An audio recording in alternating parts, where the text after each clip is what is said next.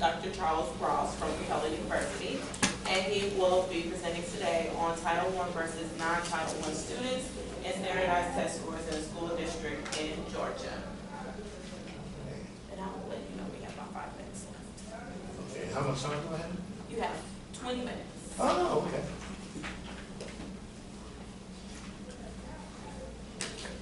Well, thank you for, really appreciate the Black Doctoral Network for allowing me to have an opportunity to present my findings from my research.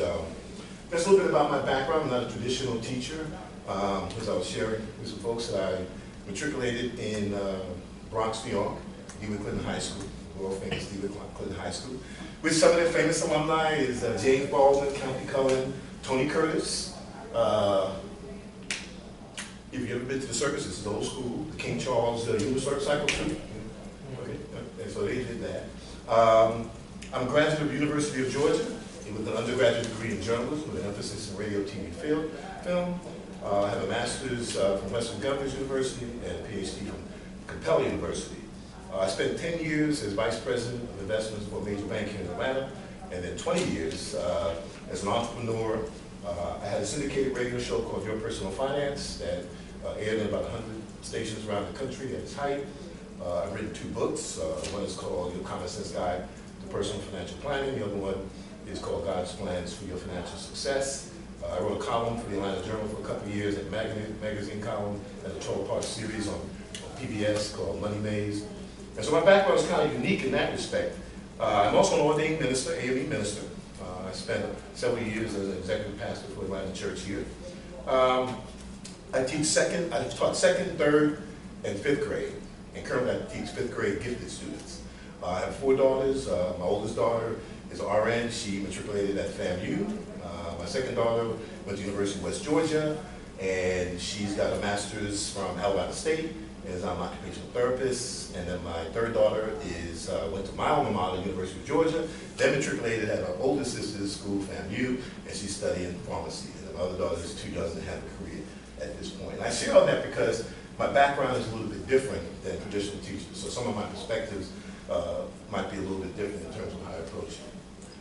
Well, one of the first things, and I'm going to move out from the podium because I like to walk and kind of talk. It kind of helps me keep my thoughts clear. So what factors make a difference in the math? Well, let me go back. The study of Title I and non-Title I students on 3rd grade math and reading standardized test scores in a suburban school district in Georgia. And here we're talking about Henry County, which is south of Atlanta, south of the Atlanta airport. What factors make a difference in math and reading standardized test scores? Does attending Title I versus non-Title I? Is it race? Is it gender?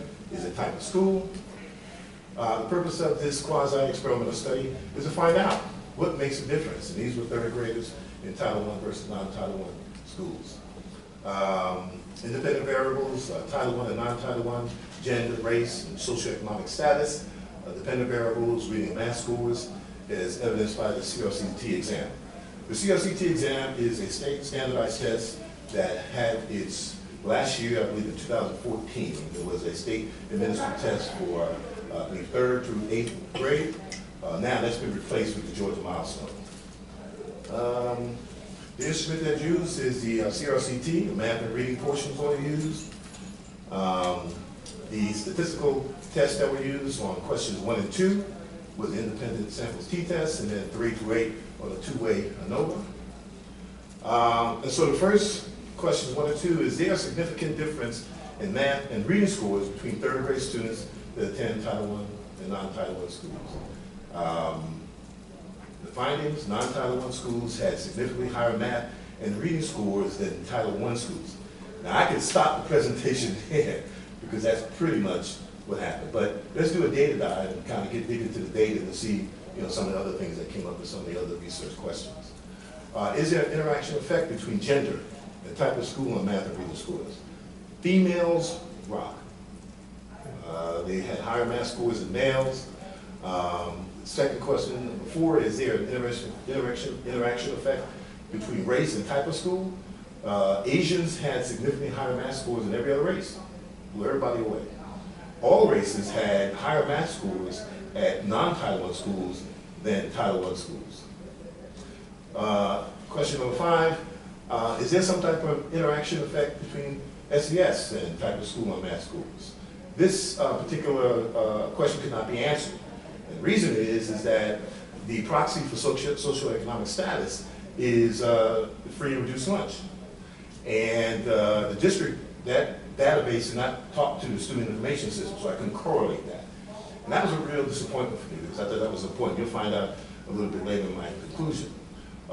Is there an interaction effect between gender and type of school and reading scores? Once again, females had significantly higher reading scores than males. Is there an interaction effect between race, type of school, and reading achievement scores? All students had higher reading scores by race in non-Title I schools than Title I schools. And then finally, is there an interaction effect between type of school and reading scores based on SES? And of course, once again, that couldn't be tested. What are some of the conclusions? Title I funding had little impact on overall school test scores. That seems counterintuitive, because you would think that if you're familiar with Title I schools, is that in non-Title I schools, that the Title I schools get additional funding to help, bring students who are low income, high poverty, bring them up to, achieving their academic potential. But the average amount that each student gets a year in a Title I school is around $500. And that's just not enough to move the needle in. The second finding and conclusion is there a correlation between type of school and the student attends in their academic performance. Students who attend a non-Title I school, and let me be clear, a non-Title I school is mostly a majority school, will have math and reading scores that are significantly higher than those that attend a Title I school. And so we have to review some of the funding interventions, looking at the funding, the interventions, and the instructional strategies, and the policies that can make a difference in helping students achieve their academic potential. Some of the recommendations. I would love to have socioeconomic status. And originally, when I was doing my study, I wanted to do a mixed method study, but they told me that the IRP said, well, that's not getting two things through. That's not a good idea. And so I did it as a quantitative study. So that was one of my disappointments. I wasn't able to make that correlation. Secondary recommendation, to do a qualitative study, because as we all know, with a quantitative study, it tells us what happened. It doesn't tell us why. And we need to dig and find out, well, why the students not doing it? Why the students in the non-Title ones do better? Have some hypotheses on that based on the research that I was able to review. We need to investigate some of the interventions that are available at Title I and non-Title I schools. What are they doing in these schools to help students in a Title I school? And what type of interventions are in place in non-Title I schools? Because we can't assume that the folks that are in, students that are in a non-Title I school don't need intervention. What are they doing? Also, a recommendation that we include the teachers' and administrators' educational background and experience, and how these variables might impact student achievement. And then finally, looking at Title I funding over the years to determine how resources have impacted student academic outcomes. Before I get into the questions, I want to, last weekend as I was putting the finishing touches on this presentation, some people use Facebook to, do social media. I used it. It was a great tool for me because I would sign up for different news feeds, and I get great contemporary articles. And so I'm looking through, and I see an article, and one of them was an article by a professor at Stanford University by the name of Sean Reardon.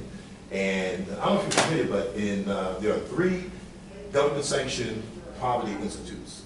Actually, there's 3 more, but the 3 ones is one in the University of Wisconsin, University of Washington, and I think in Stanford.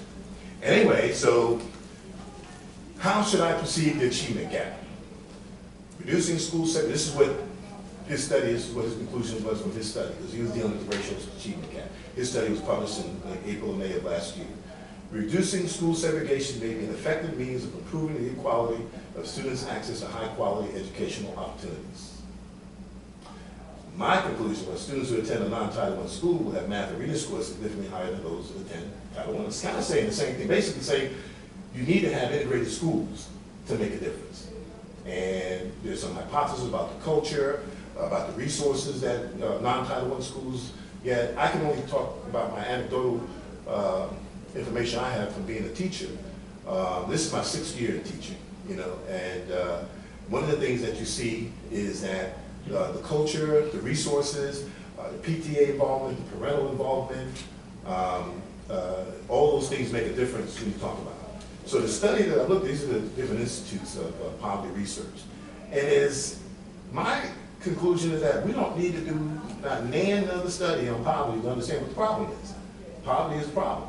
As a matter of fact, in 1965, when President Johnson instituted the war on poverty, he also got passed what we know as No Child Left Behind, what it was originally called. It's called the Elementary and Secondary Education Act. And the reason that he was very adamant about getting this passed, and used all his political muscle to get it done, because the assumption was that in order to lift people out of poverty, they needed education. And actually, we did see some incremental results in '65. You know, I'm a child in the 60s and 70s, and I matriculated in elementary school, middle school, and high school during that time. And they did have some success. But here's the study that kind of changed my paradigm, my dilemma. But what if all along our well-meaning efforts at closing the achievement gap has been opening the door to racist ideas? Professor Kennedy at the University of Florida posits this. And that kind of changed the whole shooting match for me, because it made me think about it. And then I came upon this quote from Albert Einstein. Everybody's a genius, but if you judge a fish by its ability to climb a tree, it'll spend its whole life believing that it is stupid. That's Albert Einstein. He was a smart guy. I think he was. But here was his article. His article was Why the Academic Achievement Gap is a Racist Idea. Now, how much time do I have left? 10 minutes? 8 minutes, okay. So I'm going to blow through some of the stuff that he talks about in the article and basically give you a synthesis of what he's talking about. He's talking about that eugenics was the whole study of saying that, you know, that trying to breed the unfit people out of society. Blacks was one of them. You know, folks disabled, low-income whites was also another one, but the focus was on that. And so he traces it back, this whole racial achievement gap, back to a permanent one that eugenics was talking about, that there is a difference, that, you know, blacks are just inferior. All that was debunked over the last 100 years, probably the last 30 or 40 years. And now it's been replaced, in his view, with a temporary hierarchical achievement gap, meaning that, and let me go through some of this, that the differential between intelligence test scores in blacks and whites from biases, and this is the study that APA did to dispel the whole bell curve issue about blacks are inferior. But that standardized tests have come to literally embody the American doors of opportunity, admitting and barring people from the highest ranked schools, colleges, graduate schools, professions, and jobs. Standardized tests have become the most effective racist weapon ever devised to objectively degrade black minds and legally exclude them. So, this is what he says in his article. What if all along our well-meaning efforts at closing the achievement gap has been opening the door to racist ideas? What if we measured literacy by how knowledgeable individuals are about their own environment? What if we measured intellect by an individual's desires to know? What if our educational system focused more on opening minds instead of filling minds and testing how full they are? What if we realized the best way to standardize a highly effective educational system is not by standardizing our tests, but standardizing our tools, our schools, to encourage intellectual openness and difference? And so, I was so impressed by the article, I bought the book. You know, Kindle is like crack to me. You know, you buy 2 minutes or a minute, you have it. So I posit this as a question to ponder. His book is being considered for a finalist of the National Book Award for nonfiction.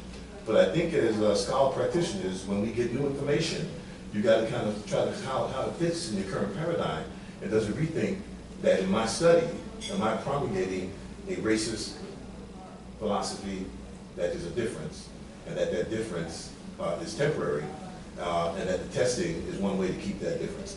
The other part of this is that all of it just came out a couple of days ago. They said 51% of Americans have negative attitudes toward blacks.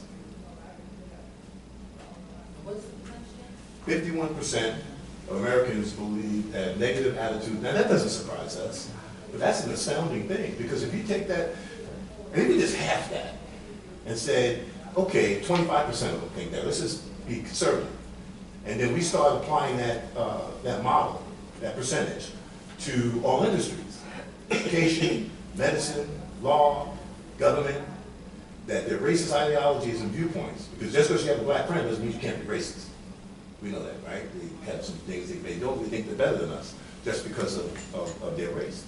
And so it doesn't surprise us that the same country that elected President Obama is based on what you see in the media, has the potential that it may elect a Donald Trump. And I just can't, I can't, it's hard for me to reconcile those two. I remember before I started on this study, when I retired, and Professor Morehouse ordered a class just to see if I was ready, I hadn't been in school for 40 years. And we had a little bet. And I took a class on African American studies, and this professor, I mean, he was great. He talked that, I mean, he didn't have any notes, he just talked, great professor. And so we had this discussion. Afterwards, we went out for dinner and everything, and we had this discussion. At that time, in 2008, could President Obama be elected? And being in the South, and having lived 40 years in the South, I said, no way.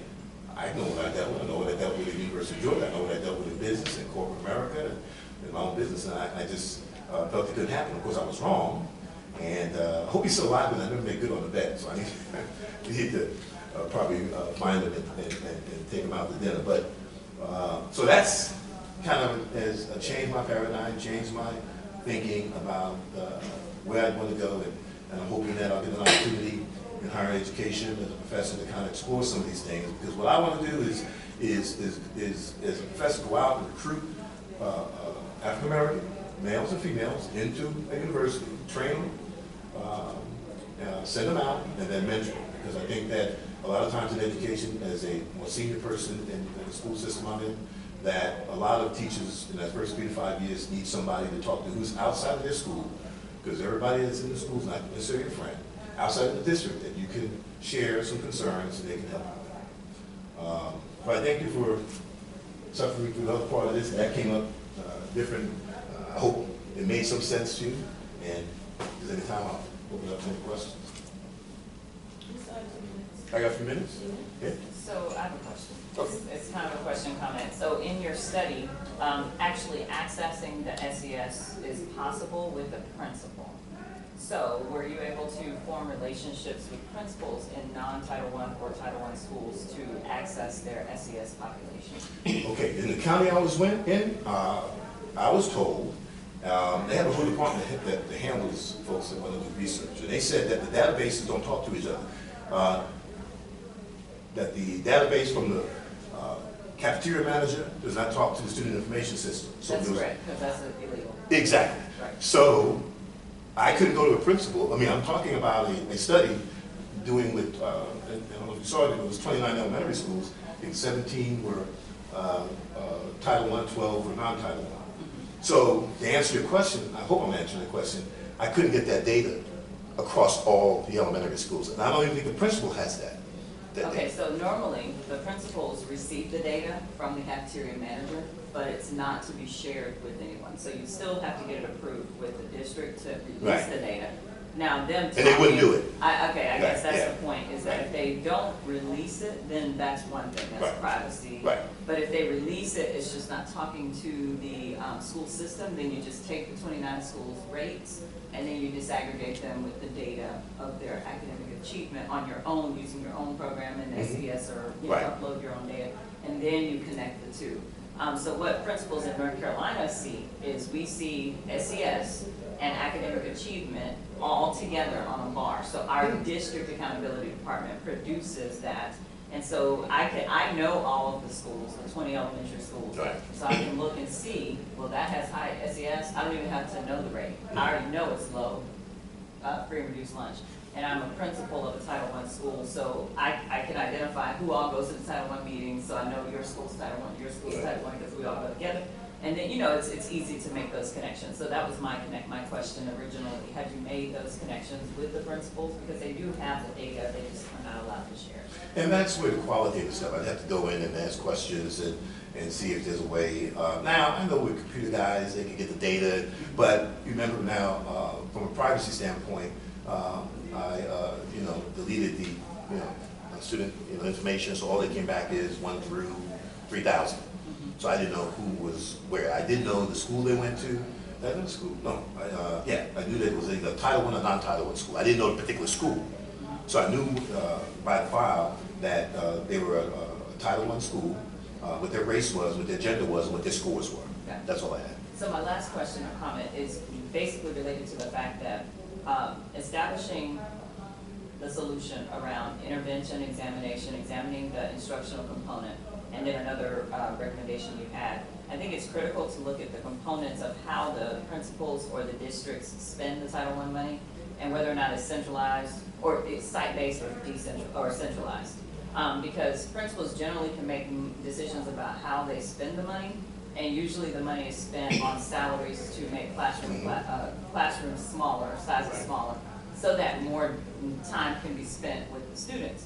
So it would be interesting to see in your study, if you wanted to take it a step further, how the relationship between the allocation of funding and those decisions are compared to one another in terms of what the students need. Because I've seen that students need more school time, and that's really one of the biggest ways that they're going to catch up. And then you have the whole structure of standardized testing being wrong from the beginning. Right. So how do we operate within the system to change it? Because we can't avoid it. You know, there is the ACT, the SAT, the standardized tests, EOGs, EOCs.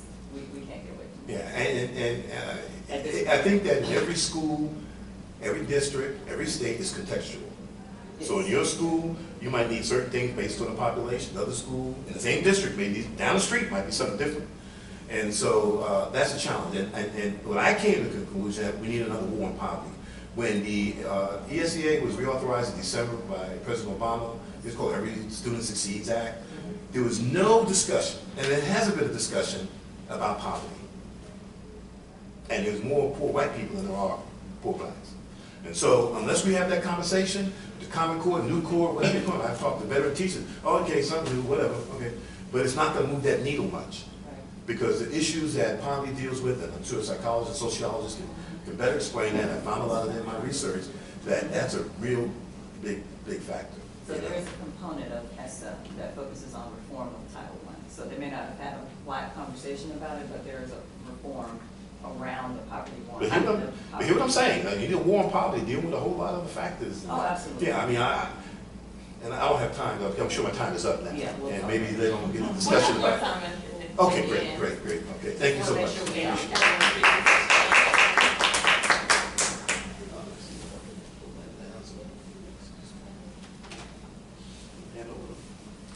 So next we have Ashley Gardner, who will be talking to us about high school mathematics teachers positioning within the culture of blame. And she is from